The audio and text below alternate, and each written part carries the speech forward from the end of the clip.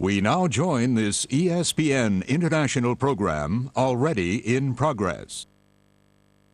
Came into the game with 48 career touchdowns. He left with 48 career touchdowns. Got yoked. Second ago, Kerry Collins knocked down by Brian Dawkins, his first game back since the season opener.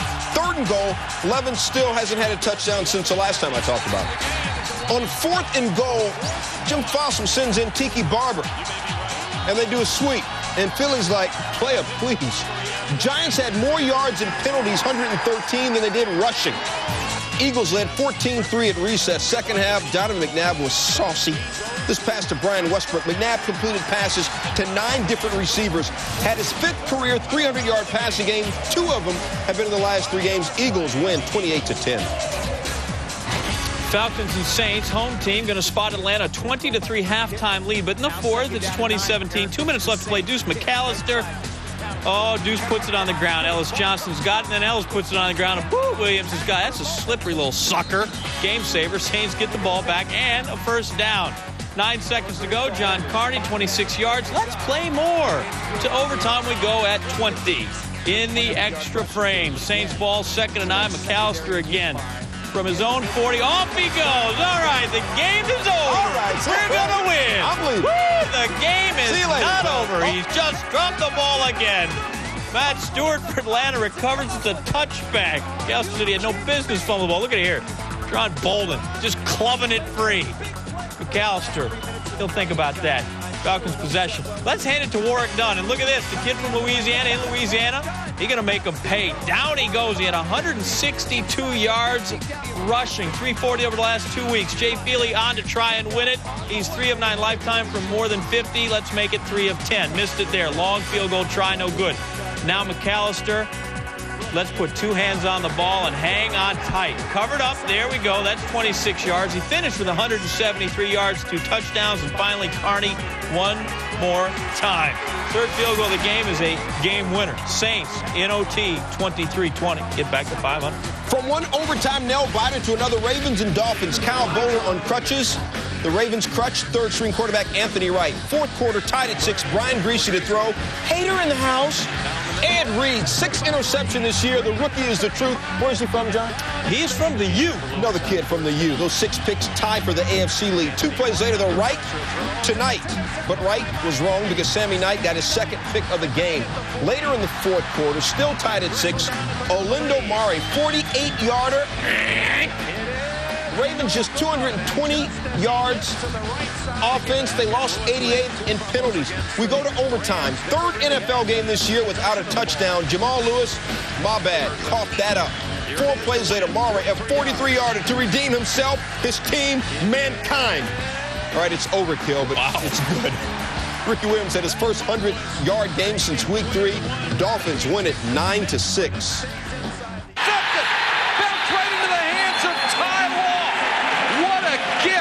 They're waiting for that sneak, and instead they go to Hambrick, and Hambrick lost his footing and it was stopped by Brewski.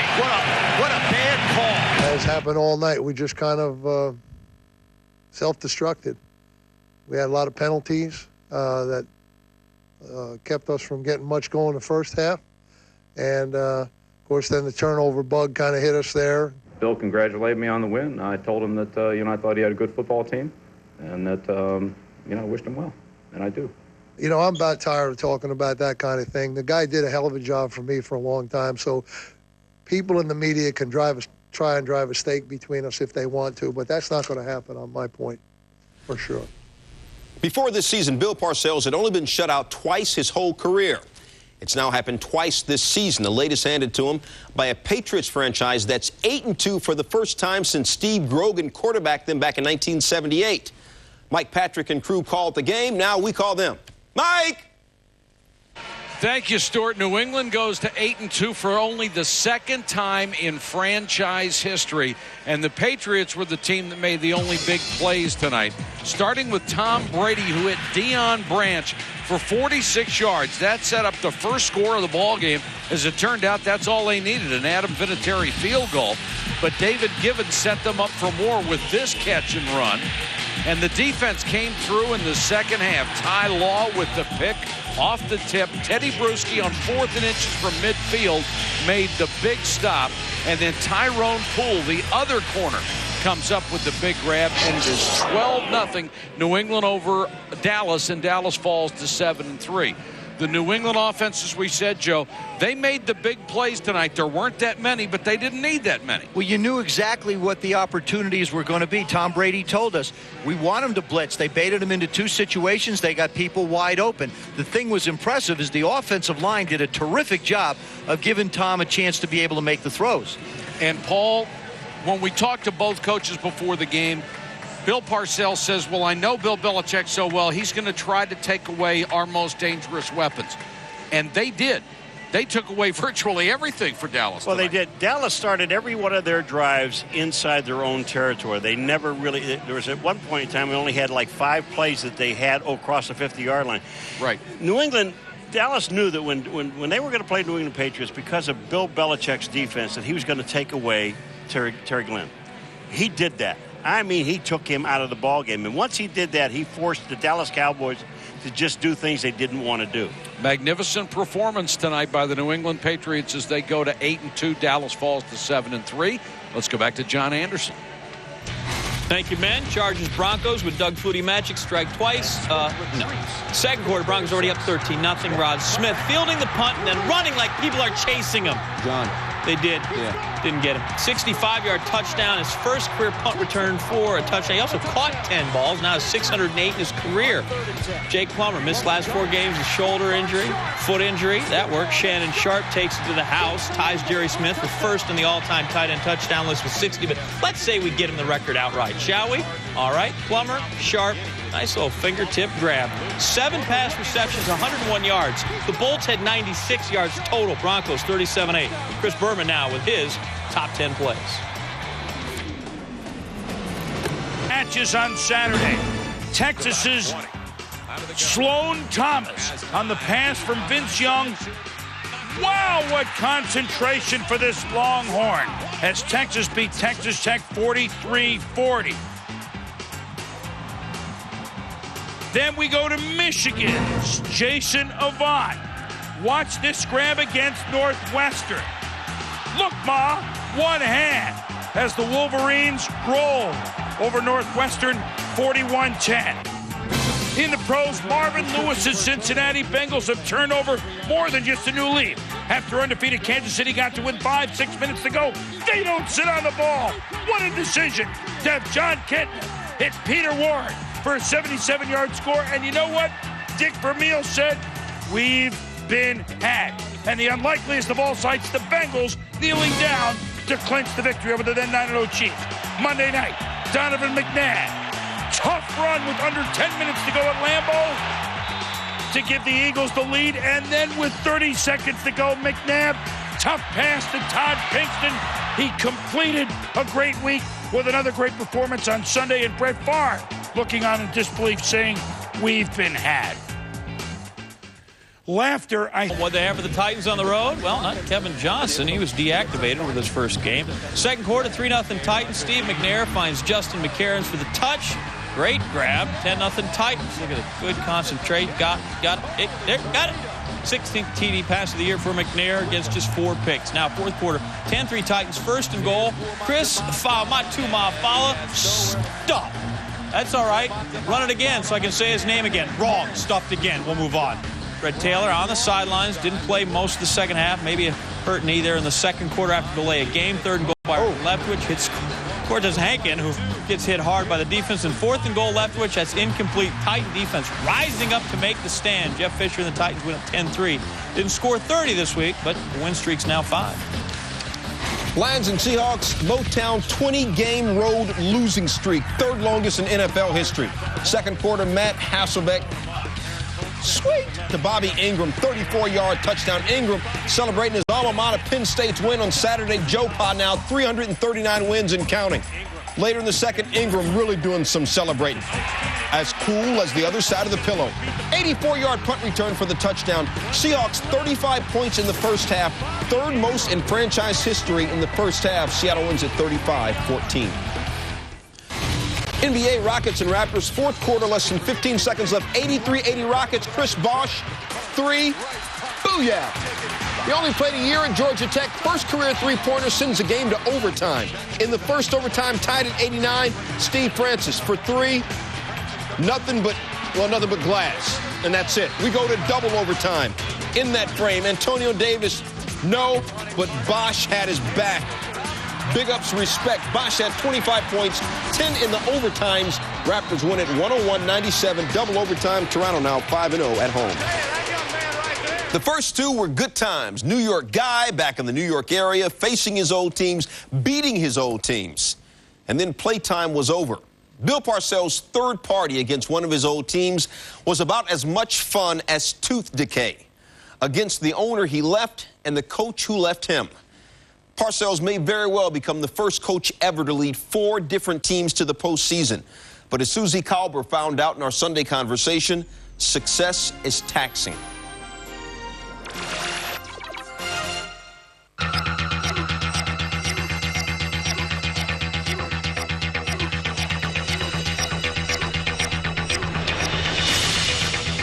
When you see Bill, what's the first emotion that goes through you?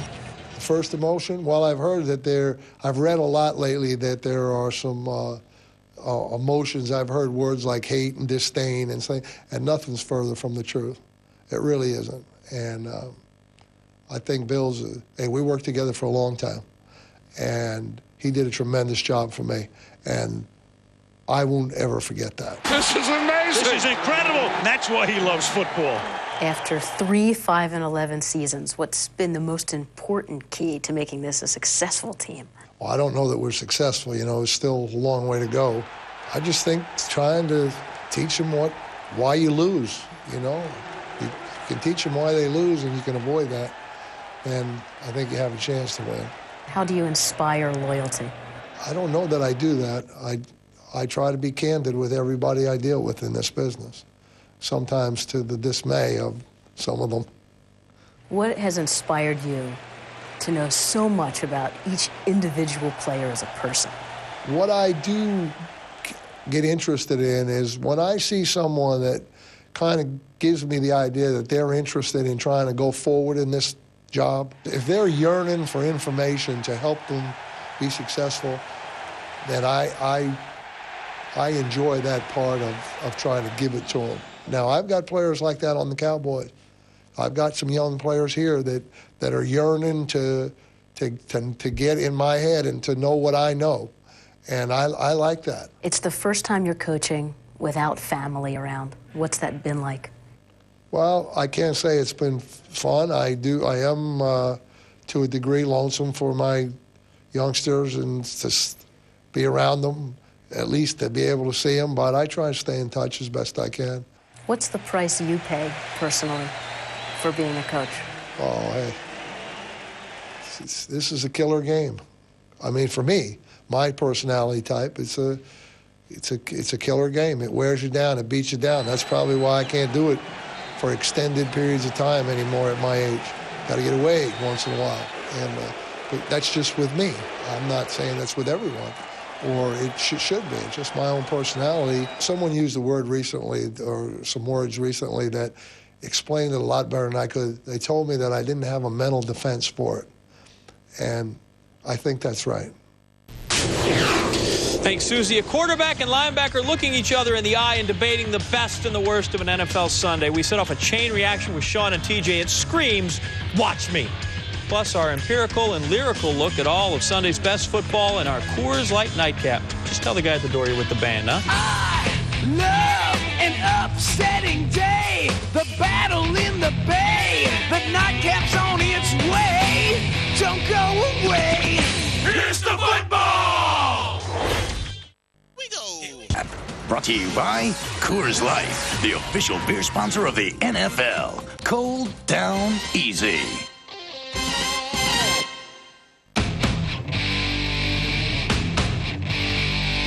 I love Peter going to work. Fans that go berserk. Putting on the hurt. And twins. I love Warwick getting it done. Ricky on the run. Lewis having fun with the Fins. And I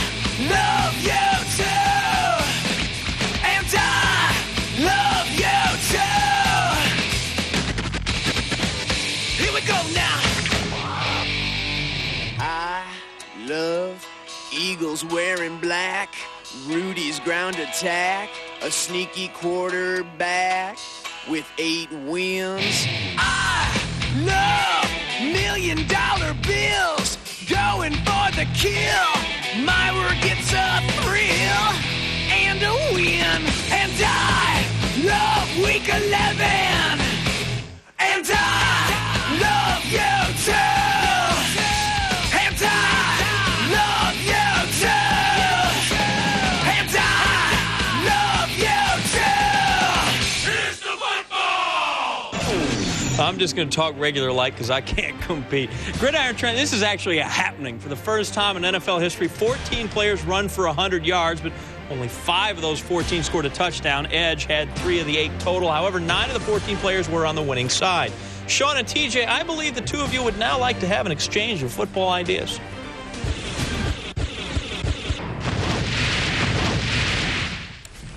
Sean, I like to think we're at the top of the home stretch, and finally we see the last of the undefeated fall. And I'm going to begin right there with my surprise.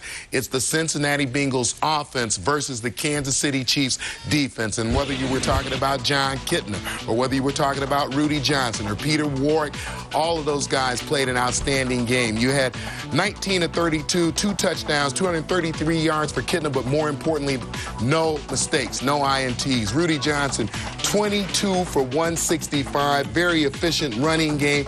They just played mistake-proof football. They won this game. They didn't luck into it because Kansas City made mistakes. Oh, and they're going to win the AFC North while you're playing, too, Tommy. Leads me to my surprise, and I think it's the biggest surprise of the entire season. Not only the way they played today, but just the entire season. It's the Tampa Bay Buccaneers. Both sides of the football, special teams, it doesn't matter. When you watch that game on Sunday, you watched a team that was undisciplined, a team that was penalized 3 times in a row when they were backed up early in the first quarter, a team that has taken no pride in stopping somebody else's offense to make sure on offense that they push it down somebody's throat on the defensive side of the ball. This football team, Tommy, is not a world champion. And quite frankly, they're average, and there's no pride on that football team. They will not sniff the playoffs here in 2003. And that takes me to my disappointment. The most disappointing offensive team in football, period. They're sorry. It's the Buffalo Bills. Absolutely. How in the world, look at the last 3 games. Haven't scored a touchdown in 12 quarters,